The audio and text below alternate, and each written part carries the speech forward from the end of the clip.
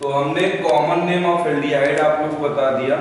इसके बाद देखिए कॉमन नेम ऑफ कीटोन में, कीटोन में जैसे पहला एग्जांपल है CH3 C डबल बॉन्ड और CH3। एक चीज ध्यान देंगे कि जैसे एल्डिहाइड नंबर 1 ले लेता है, कीटोन कभी भी नंबर 1 नहीं लेगा। कारण यह है कि C डबल बॉन्ड की दोनों वैलेंसी फ्री है और ये दोनों वैलेंसी कार्बन से सैचुरेटेड होती है। तो और एक चीज ये भी ध्यान दीजिएगा कि जो फार्मूला CnH2nO है उसमें कीटोन नंबर 3 कार्बन से शुरू होगा। नंबर 3 कार्बन का कीटोन होगा, 4 का होगा, 5 का होगा। तो ये आपका जो हो गया कीटोन का फर्स्ट मेंबर है जिसको हम बोलेंगे एसीटोन। एसीटोन का एक और नाम दे सकते हैं, ये देखो मेथिल है, ये भी मेथिल है, तो इसको कहेंगे डाई मेथिल कीटोन। तो ये कीटोन में डाई मेथिल कीटोन है। दूसरा जैसे एग्जांपल ले लें CH3 C double bond O C2H5। तो ये तो कीटोन है, कीटोन के लेफ्ट वाला ग्रुप मेथिल है और राइट वाला ग्रुप एथिल है। तो अल्फाबेटिकली ऑर्डर में एथिल, मेथिल और ये आपका है कीटोन, तो इसका नाम हो जाएगा एथिल मेथिल कीटोन। तीसरा जैसे एग्जांपल ले लेते हैं रिंग कंपाउंड, देखिए ये बेंजीन है, बेंजीन से जुड़ा है C double bond O CH3। तो यहाँ देखिए C double bond O CH3 aceto group है, इसका नाम है एसीटोफिनोन। एसीटोफिनोन, तो एसीटोफिनोन भी कीटोन है लेकिन एरोमेटिक कीटोन। और ये दो एग्जांपल जो लिए हैं इसको हम कहेंगे आपका जो है नॉर्मली एलिफैटिक कीटोन। अब इसका एक और नाम लिखना चाहें, जैसे ये ग्रुप तो हो गया कीटोन, अब कीटोन के लेफ्ट वाला ग्रुप है फेनिल और राइट वाला ग्रुप जो है मेथिल। तो अगर इसको अल्फाबेटिकली ऑर्डर में लिखे तो मेथिल फेनिल कीटोन, इसका नाम लिख सकते हैं मेथिल फेनिल और ये कंपाउंड हो जाएगा आपको ketone, methyl phenyl ketone.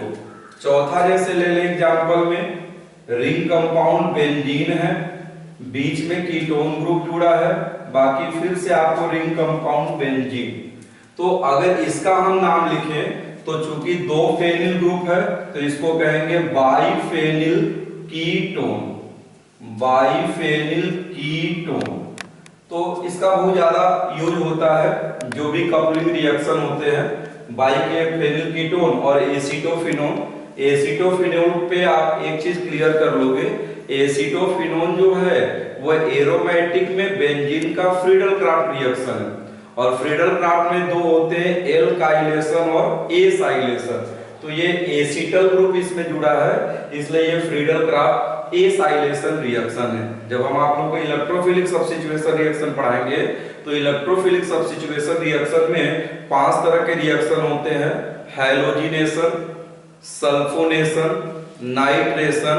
Friedel craft में दो होंगे, फ्रीडल क्राफ्ट एल्काइलेशन मतलब एल्किल ग्रुप जुड़ जाए और फ्रीडल क्राफ्ट ए साइलेशन एसीटल ग्रुप जुड़ जाए।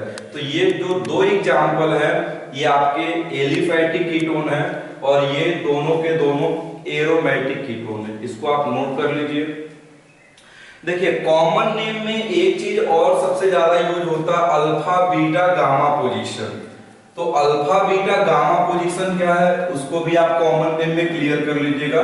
कभी भी IUPAC में अल्फा बीटा गामा का हम प्रयोग नहीं करते।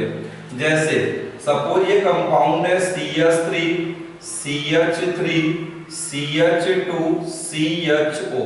तो किसी भी ऑर्गेनिक कंपाउंड में जो ग्रुप होता है उससे जो पहला कार्बन जुड़ेगा उसको कहेंगे अल्फा, दूसरे कार्बन को हम कहते हैं बीटा और तीसरे कार्बन को कहते हैं गामा। ये कॉमन नेम है।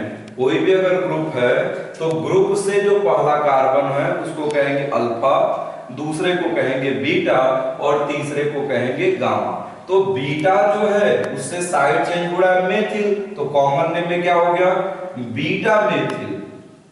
बीटा मेथिल कै कार्बन हो गए 1 2 3 4, 4 के लिए हो जाएगा ब्यूटरल डिहाइड, कॉमन नेम है ये।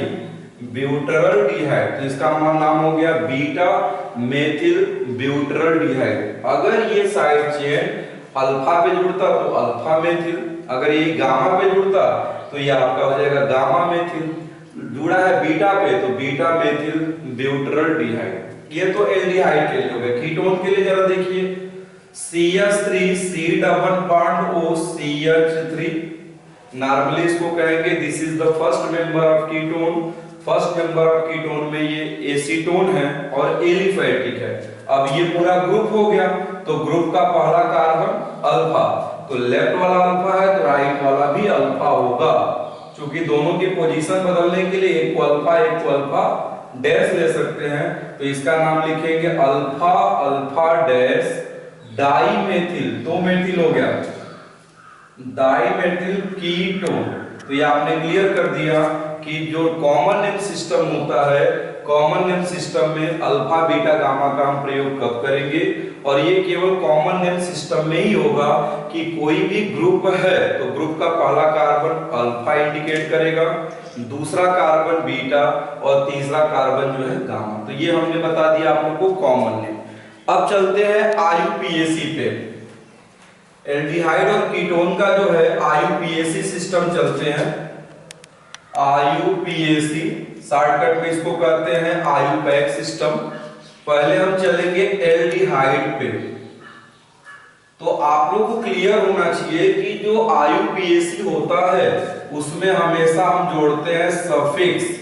सफिक्स का मतलब है अनुलग्न, जो वर्ड रूट के बाद जुड़ता है। जैसे मेथेनोइक, तो मेथ वर्ड रूट है, ओइक जुड़ा है तो ओइक आपका सफिक्स है। एल्डिहाइड में दो तरह के सफिक्स का हम प्रयोग करेंगे, एक सफिक्स है अल और दूसरा जो सफिक्स होता है कार्बल डिहाइड। ये आपका होता है कार्बल डिहाइड। तो पहला सफिक्स होता अल और दूसरा सफिक्स है कार्बल डिहाइड।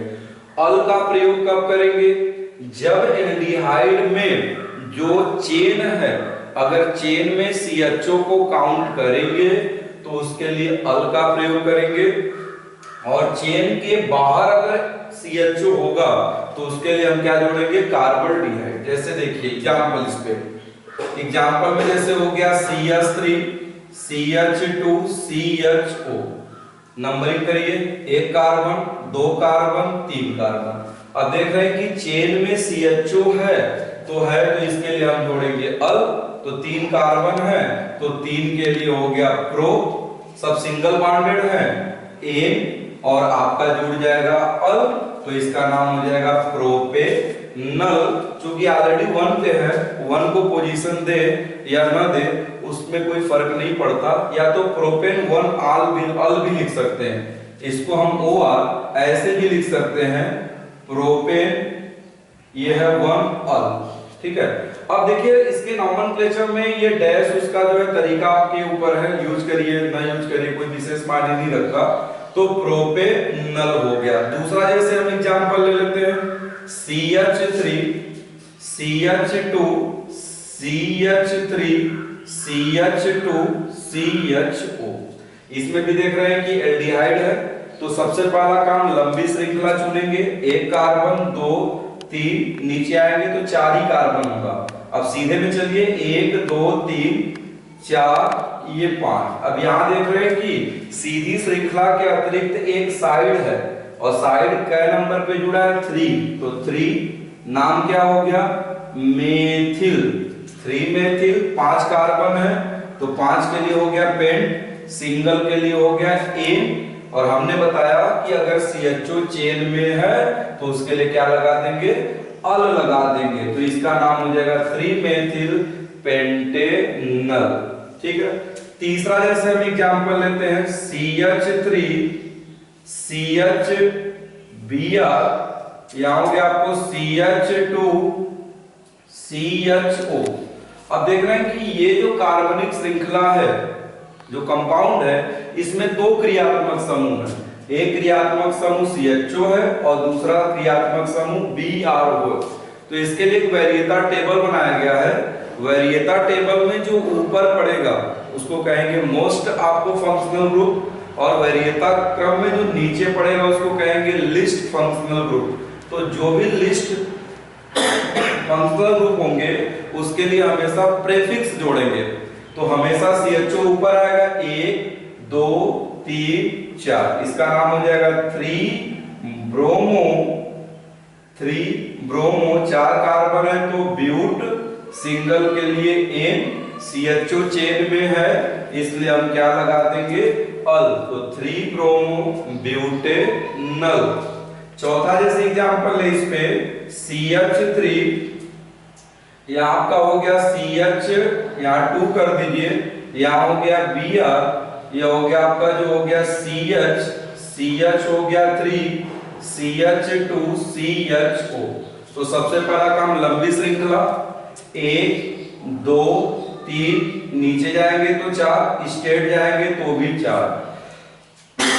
तो इसमें 2 ऐसी श्रृंखला है जिसमें नंबर ऑफ कार्बन 4 है, सीधे वाले में भी और ये मुड़ी वाली श्रृंखला में।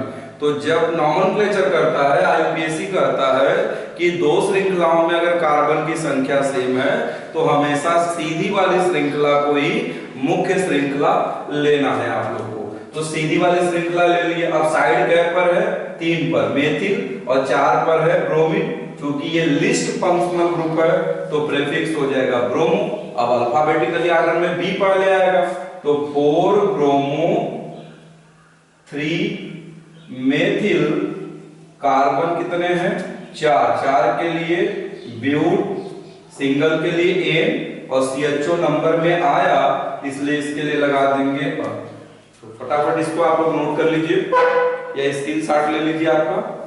4 ब्रोमो 3 मेथिल ब्यूटेनल।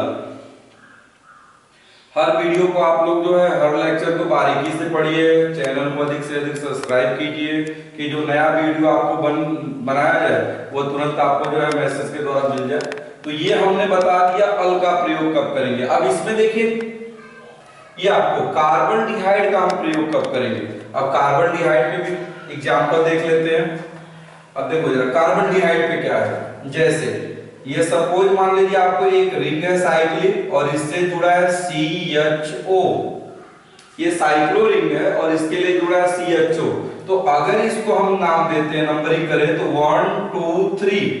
अब चूंकि ये देख रहे हैं CHO चेन के बाहर हो गया, तो चेन के बाहर हो गया तो इसके लिए क्या प्रयोग करेंगे कार्बन डिहाइड। तो ये आपको पूरा साइक्लिक कंपाउंड है तो साइक्लो 3 कार्बन के लिए प्रो, सिंगल के लिए N, cyclopropane carbaldehyde, cyclopropane carbaldehyde. तो ये चूंकि चेन के बाहर था इसलिए आपको इसको क्या लिखा हमने साइक्लोप्रोपेन कार्बन डिहाइड। अब जैसे हमने कॉमन नेम में एक लिखा था आपको, देखिए रिंग कंपाउंड ये आपका है बेंजीन, इससे जुड़ा है CHO। तो रिंग है किसकी बेंजीन है तो नॉर्मली उसको हम बेंजीन लिख सकते हैं, ठीक है, क्योंकि बेंजीन को जो है IUPAC में बेंजीन भी लिखते हैं। लेकिन अगर यहाँ चेन नहीं होता तो ये साइक्लोहेक्सेन हो जाता। ध्यान देना ये बेंजीन नहीं है, बेंजीन में भी 6 कार्बन है लेकिन उसके नॉमेनक्लेचर में बेंजीन का यूज करेंगे। लेकिन यहाँ आपका जो हो गया अब ये साइक्लोहेक्सेन है तो इसको लिख सकते हैं। अगर इसका नाम दें तो हम लिखेंगे इसको साइक्लोहेक्सेन और आपका CHO चेन से बाहर 1 2 3 4 5 6 चेन से बाहर तो उसका नाम हो जाएगा कार्बल डिहाइड। इसका नाम हो गया साइक्लोहेक्सेन कार्बन डिहाइड। अल वाला एग्जांपल और ले लेते हैं 1 2। एग्जांपल 1, एग्जांपल 2, एग्जांपल 3 देखिए रिंग कंपाउंड अब ये बेंजीन है, इससे जुड़ा है CHO तो वो चेन से बाहर है तो इसका नाम हो जाएगा बेंजीन कार्बल डिहाइड। इसका नाम हो गया बेंजीन कार्बन डिहाइड। ये भी IUPAC नेम है। तो IUPAC नेम में अल का प्रयोग कब करते हैं, कार्बन डिहाइड का प्रयोग कब करते हैं, ये क्लियर हो गया आप लोगों को। चौथा एग्जांपल और ले ले। चौथे एग्जांपल में जैसे हम ले लेते हैं सपोज ये आपका जो हो गया साइक्लिक कंपाउंड है, ये आपका जो हो गया साइक्लोहेक्सेन हो गया, ऊपर हो गया CHO और यहाँ जुड़ गया CH3। तो चूंकि साइड चेन है तो साइड चेन को कम नंबर मिलना चाहिए 1 2 3 4 5 6।